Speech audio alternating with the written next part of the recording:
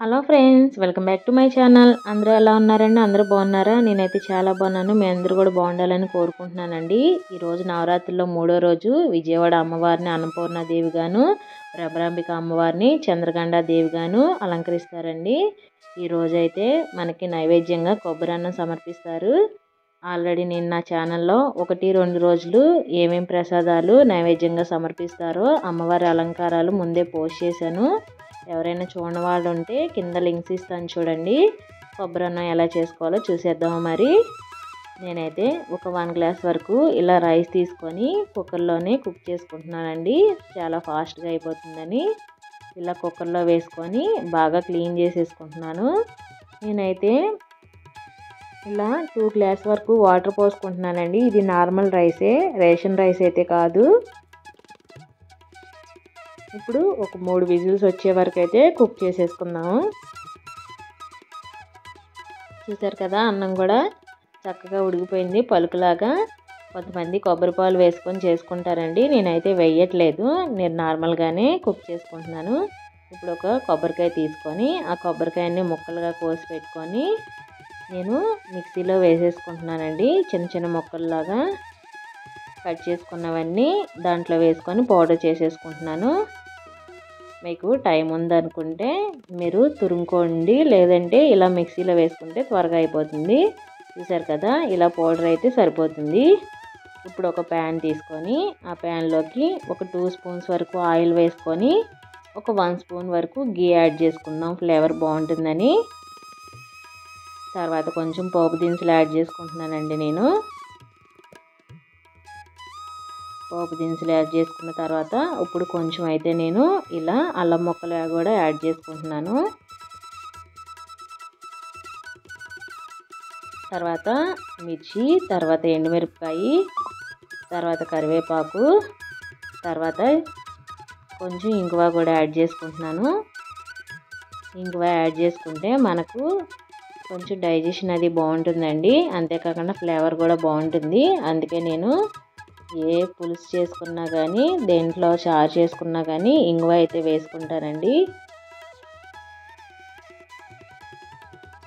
నేను ఆల్రెడీ నా ఛానల్లో కట్టె పొంగలి ఇంకా నిమ్మకాయ పులిహోర పోస్ట్ చేశాను ఆల్రెడీ. ఎవరైనా చూడని వాళ్ళు ఉంటే కింద లింక్స్ ఇస్తాను చూడండి. ఇలా 10 రోజులు 10 రకాల నైవేద్యాలు ఎంత స్పీడ్గా చేసుకోవాలో నేను ముందే పోస్ట్ చేస్తున్నాను. ఆ పండుగ రోజు చూసి చేసుకుంటారని. ఎవరైనా చూడని వాళ్ళు ఉంటే ఒకసారి వీడియో చూసేయండి. నేనైతే ఇలా కొబ్బరి కూడా వేసేసుకొని పచ్చివాసన పోయే వరకు వేయించుకున్నానండి. ఇప్పుడు ఉడికించుకున్న రైస్ ఉంది కదా, ఆ రైస్ని అయితే వేసుకొని కొంచెం కుక్ చేసుకుంటున్నాను. ఇలా అయితే ఆ రైస్కి మనకి కొబ్బరి అంతా పట్టే వరకు బాగా మిక్స్ చేసుకోవాలి.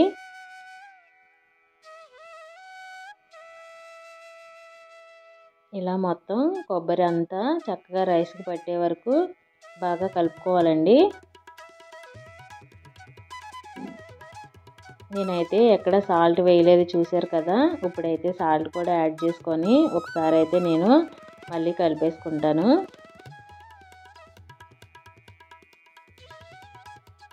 ఇప్పుడు సాల్ట్ కూడా వేసుకొని రైస్ మొత్తానికి ఎంత సాల్ట్ అయితే పడుతుందో అంత సాల్ట్ అయితే ఇప్పుడు యాడ్ చేసుకుంటున్నానండి. నేను యాడ్ చేసుకొని ఒకసారి మొత్తం కలుపుకుంటున్నాను.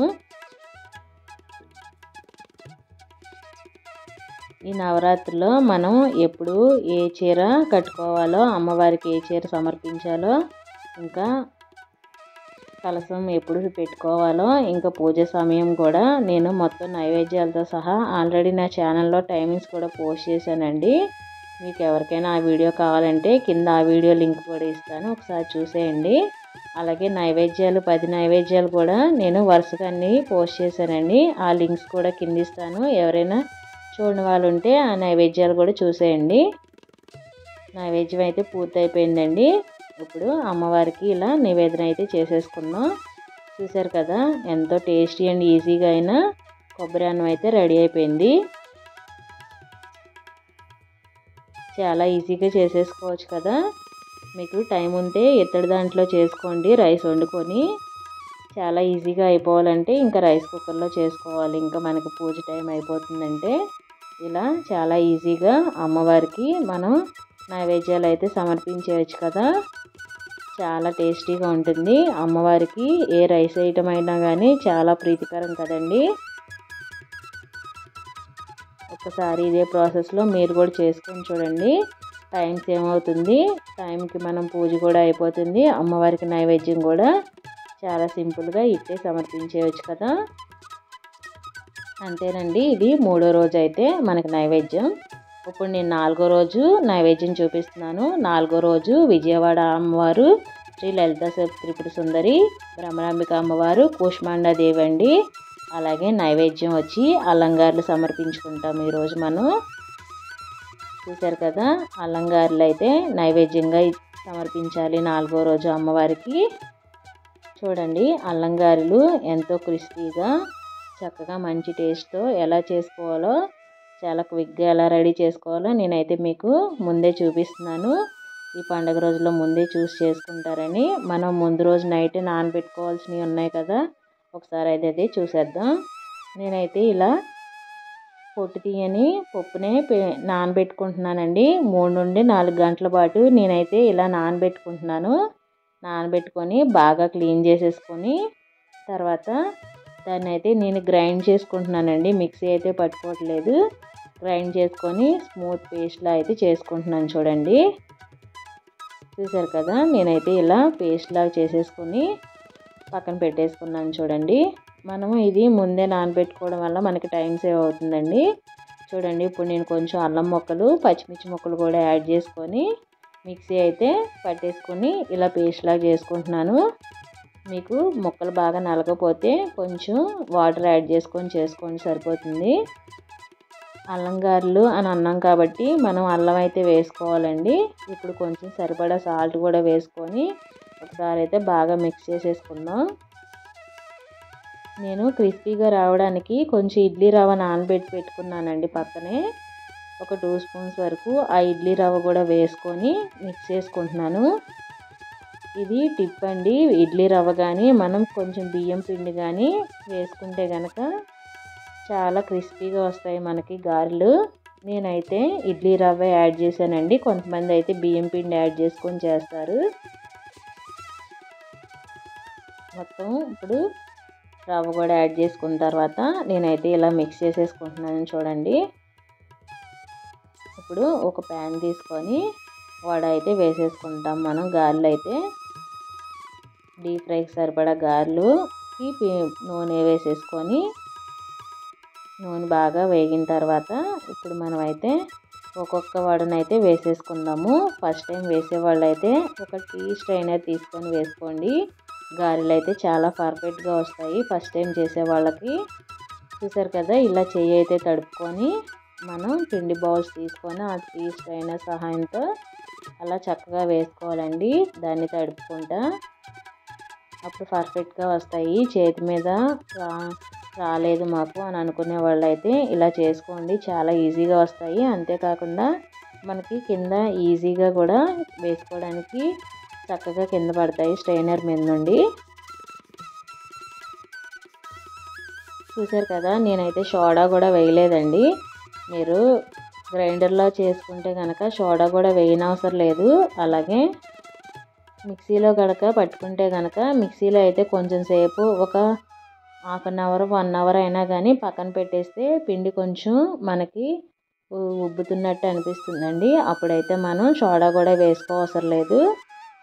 మీకు గనక అలా రాకపోతే కొంచెం సోడా వేసుకుంటే సరిపోతుంది. ఇదంతా నేను మిక్సీ కొట్టి చేసుకుంటారు కదా పిండి, ఆ పిండికి అయితే చెప్తున్నాను. గ్రైండర్లో చేసుకుంటే మనకు అసలు సోడా కూడా వేయాల్సిన అవసరం లేదు. చూసారు కదా, వాటంతట అవే నాకైతే ఇలా పైకి తేలినవి. వాటిని ఏం డిస్టర్బ్ చేయకుండా నేనైతే అలా వదిలేసాను. చూసారు కదా, చక్కగా మంచి కలర్తో క్రిస్పీగా చాలా బాగా వచ్చినాయండి. మనం కొంచెం ఇడ్లీ రవ్వ వేసుకోవడం వల్ల చాలా క్రిస్పీగా వస్తాయి గారెలు. మీరు ఎప్పుడైనా ఇంట్లో చేసుకునేటప్పుడు ఒకసారి అలా ట్రై చేసి చూడండి. ఇడ్లీ రవ్వ వేసుకొని చాలా చాలా క్రిస్పీగా వస్తాయి గారెలు అయితే. ఇప్పుడు వాటిని నేను ఇలా జల్లీలో ఉన్న వాటిలో అయితే వేసుకుంటున్నానండి. ఎక్సెస్ ఆయిల్ ఏమైనా ఉంటే కిందకి వెళ్ళిపోతుందని. ఇంకా మొత్తం ప్రాసెస్ అంతా మళ్ళీ ఇలా అయితే వేసేసుకుంటున్నాను. ఉన్న పిండిని మొత్తం కూడా ఇలా చూసారు కదా, మనకు అలా నొరగల్లా వస్తుంది కదా. ఆ నొరగ మొత్తం పోయే వరకు అయితే మనం వేయించుకోవాలి గారెల్ని.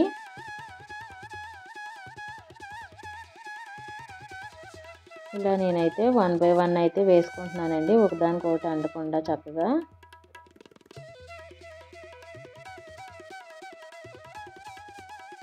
చూడండి మొత్తం చక్కగా గోల్డెన్ కలర్లోకి ఎంత బాగా వస్తున్నాయో. ఈ ప్రాసెస్ అంతా మనం మీడియం ఫ్లేమ్లోనే చేసుకోవాలి, ఫుల్లో కాకుండా.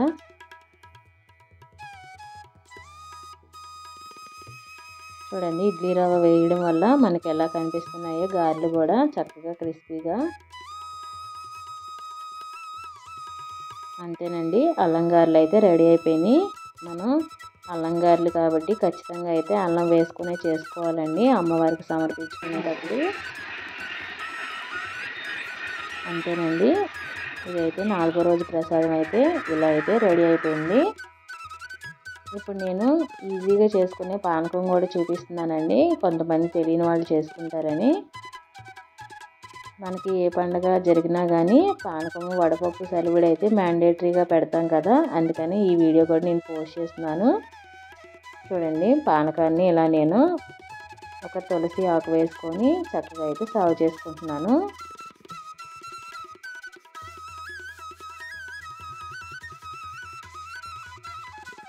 నేను ఆల్రెడీ 1-2 రోజులు ప్రసాదాలు ఆల్రెడీ పోస్ట్ చేశానండి, ఇప్పుడు 3-4 పోస్ట్ చేశాను.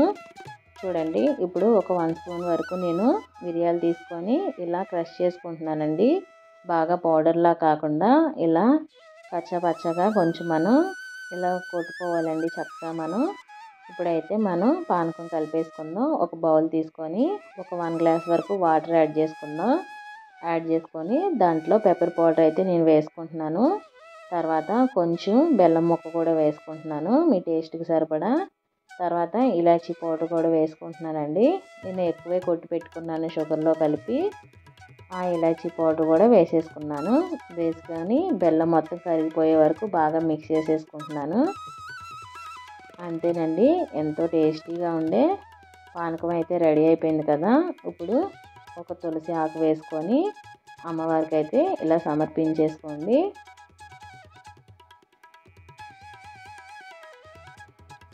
చూసారు కదా, చాలా ఈజీగా టేస్టీగా తయారు చేసేసుకోవచ్చు కదా ప్రసాదాలు.